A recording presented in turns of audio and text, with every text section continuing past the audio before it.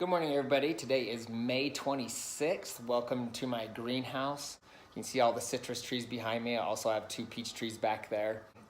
We are officially 2 weeks after Mother's Day, and we still haven't planted our vegetables in the garden because we have had a cold spring with temperatures reaching the upper 30s and low 40s almost pretty much every night for the last 2 weeks. So we've kept everything growing in here. I'm gonna show you the progress of what we have growing in the greenhouse, and hopefully this week will be warm enough because we got some plants that are definitely ready to get moving outside. So let's go check it out and see what's happening down here. Okay, here's the plants that we planted on March 31st. Growing kind of slow. Probably should repot some of them. I would if we weren't gonna plant them in the ground pretty soon. And these are the plants that we planted on April 13th. They seem to be doing better than the ones we planted earlier in the season. And then finally you have our carrots. They're doing awesome in this little container we have here. Okay, here's the peach tree. You can see we're getting some nice plump peaches. You can see how big they're getting already. So this guy's definitely gonna produce some nice peaches for us this year. And then this is the peach tree that we transplanted from outside just about a month ago. And so if you look closely on this one, you can see that we are getting some little peaches starting to grow. So this tree might actually give us peaches this year. And then of course, this is my favorite citrus tree. It's because it's my best orange tree that we have. And you can see since a week ago, you're getting some new growth. So if you look right here, you can see the new growth there. Or if you look at the very top here. So I think putting this new soil like you see right down here made a difference.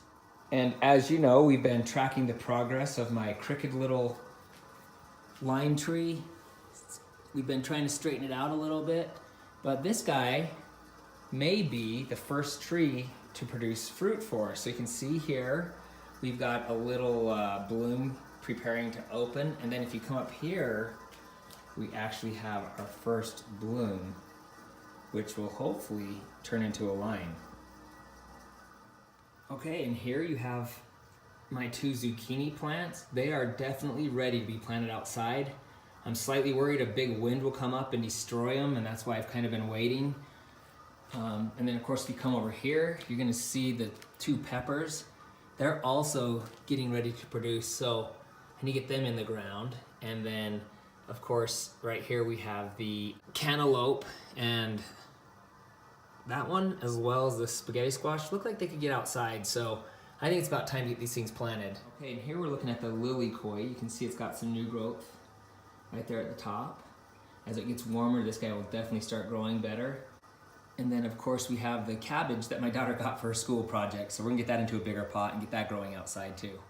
So I'll just take a moment here to talk about my Goji Berry bushes. You can see I've got 2 here. They haven't really produced for me, and I've kind of wondered, you know, if maybe the temperature's not quite right in here or what, but I did notice something. For the first time, I've got a little Goji Berry here and a little one here. So for the first time, this tree is starting to produce. So also this week, I've been considering making a change to the roof of the greenhouse. It will be expensive and time consuming, so I'm not sure if I want to get into that. But if you look here, you can see we've got this bracing all the way across, and it's pretty effective. I mean, we've had some pretty decent snow loads sitting on this. You can see we've got cross bracing all the way. And so it's been pretty awesome, but I have 2 problems. Number 1, I'm afraid if we really get dumped on, I'll be in trouble. Number 2, we're having trouble with ventilation in the summer times. It gets too hot in here. And so I need a way to figure out how to get airflow through here. So one thing I was thinking about doing, and I'll flip, well, let's just turn like this, I guess, is if I raise the back about 2 feet here, I could put some windows along the back, and that would allow me to open up some windows in the summertime and just let the air blow on through. So that's what I'm thinking, but it has other problems when I do that as well, because all this framing would become useless, and I'm not sure if I just want to throw out all of that Also, you can see back here, we have an attic fan. So we would have to adjust the attic fan as well. So it might just be too many problems making the changes, but it's something I'm thinking about. So we'll keep you posted on that. Okay, so the last thing I'm gonna show you is the rhubarb and the strawberry plants. Flip this around here. The rhubarb is definitely ready to be harvested again. You can see the walking onions are going strong there as well. And then of course with the strawberries, you can see that they're going really strong. I think the cooler weather has actually helped them. And if you saw my video that I made a couple of months ago in the fall about the weed-free garden box, you can see that there's little to no weeds growing in here. And this plastic around the edges, you can see it's doing its job, because if you look here, you can see it's growing up through the side here where the plastic is. So the plastic pushes the weeds to the edge, so they're not growing in the garden. I can just reach in here and pull the weeds out like that. So